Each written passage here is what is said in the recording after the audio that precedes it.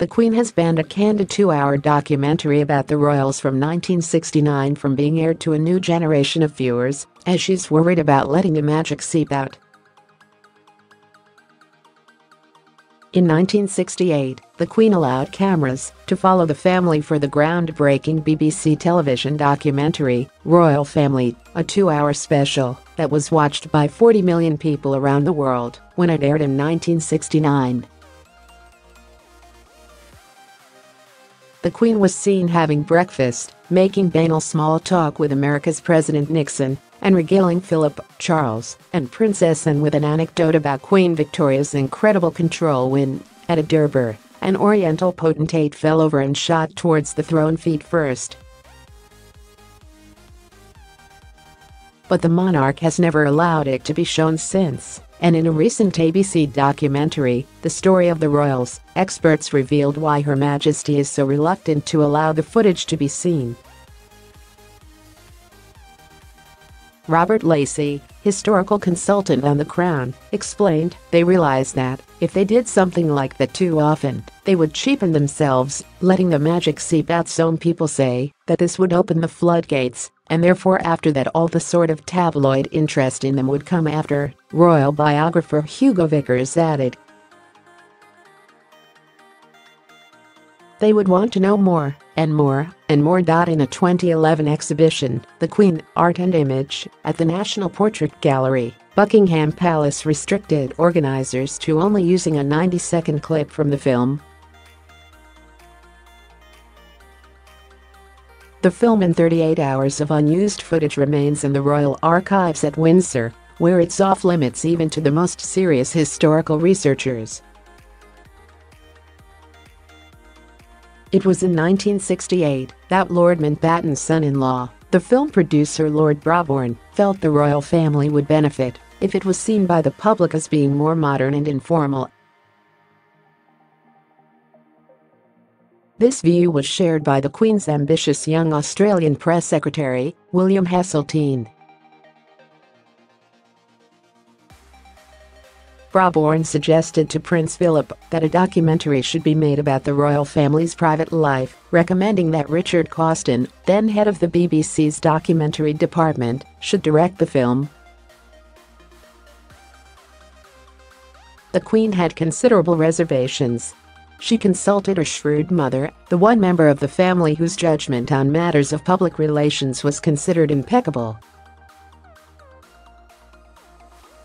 The Queen Mother was vehemently opposed to the plan and told friends she thought it was the most terrible idea. In the end, it was Prince Philip's self-serving and self-publicising uncle, Lord Mountbatten, who was, disastrously, to become Prince Charles's principal mentor, who talked the Queen into authorising the film. Cawston was given full access to Buckingham Palace, Windsor Castle, Sandringham, and Balmoral for more than a year, shooting 43 hours of raw footage of the Queen's private and official life. The final version, cut down to a 105-minute color documentary entitled Royal Family, but mischievously rechristened Corgi and Beth by satirists, was screened to a worldwide audience of 40 million on June 21, 1969, just ahead of the investiture of Charles as Prince of Wales at Windsor Castle.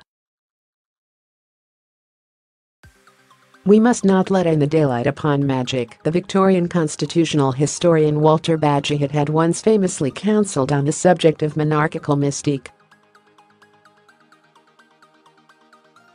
Cawston's film did not just let in the daylight, it left nothing to the imagination. There was a painfully contrived sequence at a Balmoral barbecue when the Queen and Charles prepared a salad while Philip and Anne grilled sausages and steaks. The Queen poked her little finger into the salad dressing, grimaced, and said, "Oh, too oily." After adding more vinegar, she walked over to her husband and announced, "Well, the salad is finished." Philip, gazing at his undercooked meat, responded brusquely, "Well done." This, as you will observe, is not. Philip's use of the F-word in relation to the Queen's Corgis was edited out, but not his comments on his father-in-law, King George VI, now highly pertinent in the light of the acclaim being accorded to the film, The King's Speech. "He had very odd habits," said Philip. "Sometimes I thought he was mad." He described George VI wearing on his head the full bearskin he used on parade at Trooping the Colour, hacking away savagely with a pruning knife in the royal gardens, and uttering, from the depth of a rhododendron bush, the most incredible explosion of obscene language. The Queen, who was supposed never to carry money, was in the film seen buying sweets in a shop for her 4-year-old son Edward, which may have been an attempt to mollify him for his brother Charles snapping the A string of a cello against his cheek, causing Edward to turn on him in fury, demanding, "What did you do that for?" In another scene, the Queen asks her family, "How do you keep a regally straight face when a footman tells you, 'Your Majesty, your next audience is with a gorilla?'" It was an official visitor, but he looked just like a gorilla. The voyeuristic fascination engendered by these very personal and politically incorrect episodes gave birth, with a vengeance, to the royal gossip mill, and after Cawston's film, media coverage of the Queen and her family would never be the same again. There were those who felt that the Queen, her husband, and their children did not emerge from Cawston's camera as entirely pleasant or sympathetic characters, and others, previously loyal to the monarchy, who did not care for seeing their royal family presented as bourgeois, middle-class bores with a line in small talk that seemed deadlier than an overdose of Horlicks.